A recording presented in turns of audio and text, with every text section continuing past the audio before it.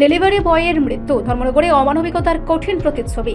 এক ডেলিভারি বয়ের অপমান, শারীরিক হেনস্থা এবং তারপর মৃত্যুর ঘটনায় স্তব্ধ হয়ে গেছে ধর্মনগর শহর। সমাজের মানসিক অবক্ষয় ও অমানবিকতার এক জ্বলন্ত উদাহরণ যেন এই ঘটনাটি।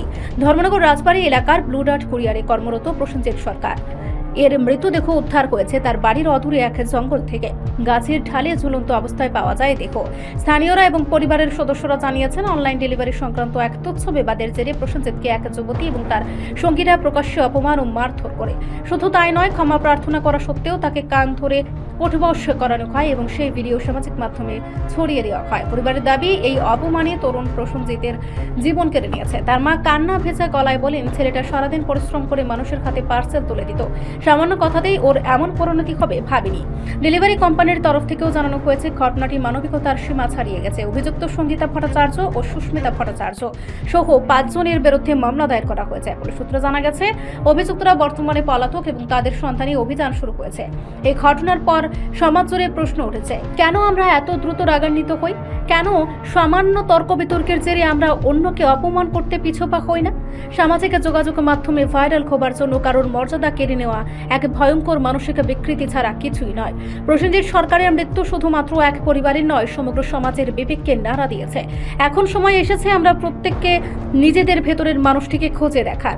মানুষের প্রতি সহমর্মিতা, ধৈর্য ও শ্রদ্ধা ফিরিয়ে আনাই এই মুহূর্তে সবচেয়ে বড় প্রয়োজন। ঘটনাটা কি হয়েছিল? গতকালকে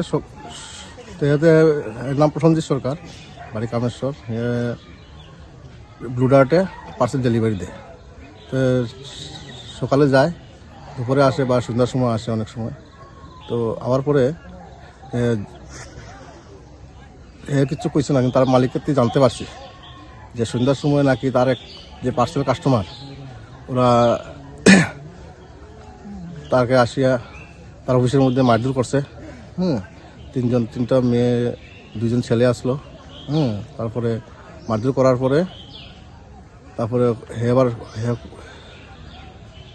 আবার ভুল স্বীকার করছে, কইছে না আমি অতবার ফোন করছি, তোমরা ফোন করছো না দেখে আমি একটু দূর ভাষায় কথা কইছি।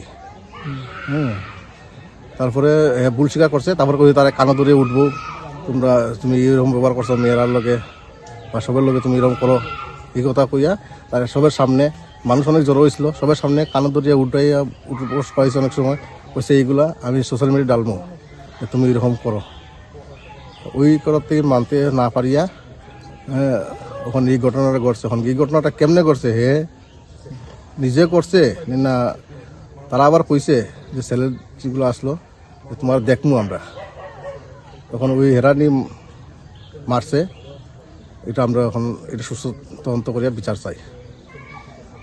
ঘটনা যারা এই ঘটনা করছে তাদের কি নাম পাইছেন? নামটা পাইছি না, কিন্তু যে মেয়েটার পার্সেল আসলো পার্সেল কোম্পানি থেকে তারা কইছে সব ডিটেলস পাওয়া যাইব। আর ওইখানে সিসিটিভি ক্যামেরা থেকে সব কারা কীভাবে তার উপর অত্যাচার করছে এগুলা সব পাওয়া যাইব।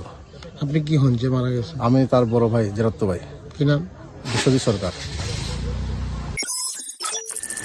রিপোর্ট সংবাদ প্রতীক্ষা।